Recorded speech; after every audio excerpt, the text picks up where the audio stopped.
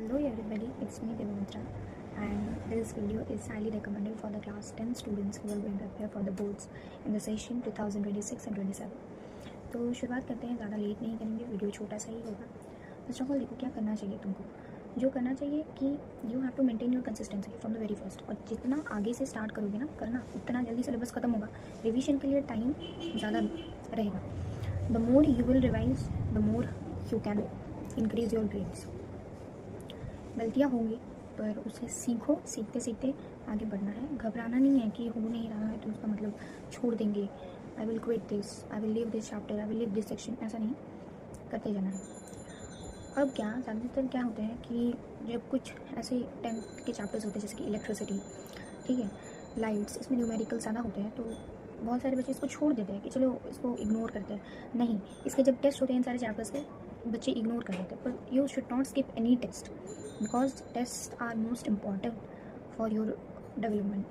Okay, and another thing is that what you should do, SST जो होता है, SST में पूरे मतलब कीवर्ड्स ना लिख के रखो, कॉपी पे लिख के रखो कीवर्ड्स, और उन्हीं कीवर्ड्स को देख के बार बार रिवाइज करके चलो चैप्टर्स।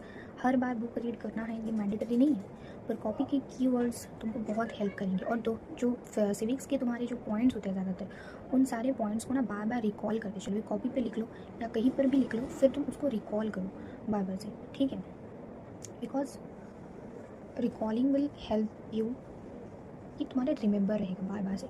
बहुत सारे पॉइंट्स हैं, बहुत सारे, ठीक है।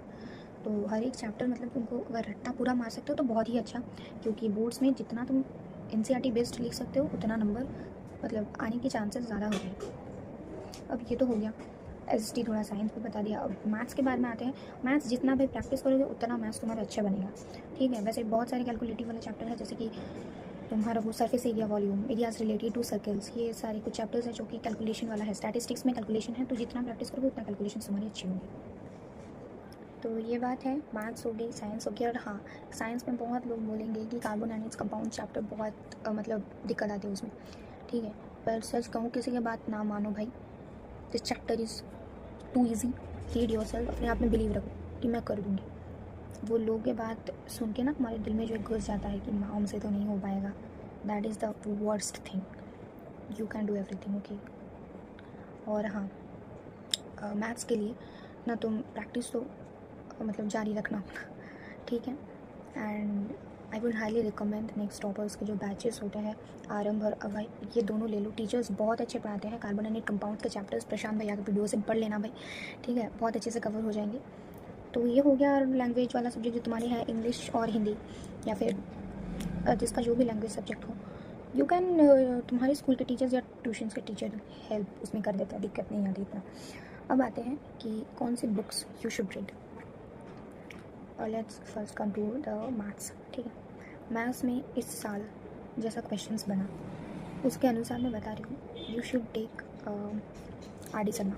आई would highly prefer RD Sharma के क्वेश्चंस पे लगाओ, प्रैक्टिस करो, बहुत अच्छे से मैथ्स के सारे क्वेश्चंस बन जाएंगे। RD लो या RS लो, कुछ भी, ठीक है।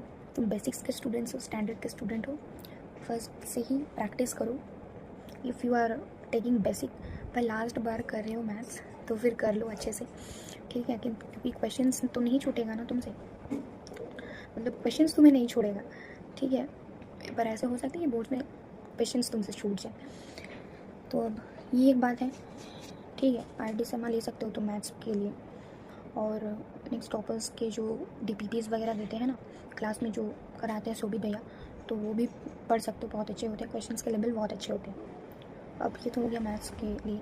अब साइंस के लिए आई वुड प्रेफर कि NCERT पढ़ो बहुत अच्छे से, बायोलॉजी वगैरह के लिए NCERT की एक्सरसाइज प्रैक्टिस करो, एग्जाम क्लियर प्रैक्टिस करो, और side by side if you can take a reference book like Dinesh, okay, Dinesh के बुक्स अगर ले सकते हो तो बहुत अच्छा है। उसमें क्वेश्चंस के ओरिएंटेशन वगैरह सब कुछ बहुत अच्छे से किया हुआ है, तो यू कैन टेक इट। और बहुत क्वेश्चंस भी हैं, MCQs, assertion reason, short time question, long time question, और वो अगर खरीद लोगे ना तो तुमको अलग से NCERT के लिए कई जगह पे ढूंढना भी नहीं पड़ेगा, और एग्जाम पे भी अलग से करना नहीं पड़ेगा, वहाँ पे सब कुछ दिया हुआ है। तो ये हो गया साइंस के लिए। और बाकी तो तुम कोई बैचेस ले रहे हो तो उससे DPTs वगैरह प्रैक्टिस कर लो। SST के लिए NCERT पढ़ो बस, और जिगराज से जो दे रहे हैं उसको फॉलो करते चलो, इनफ है, ठीक है, मोर देन इनफ। और बस यही। और लैंग्वेज सब्जेक्ट के लिए तुम्हारी जो मन भाई जो अच्छा लग रहा है वही करो। अपने टीचर्स के नोट्स और जो बैचेस में नोट्स दिया जाता है उसको भी फॉलो करो, अपने से कम बन जाएगा।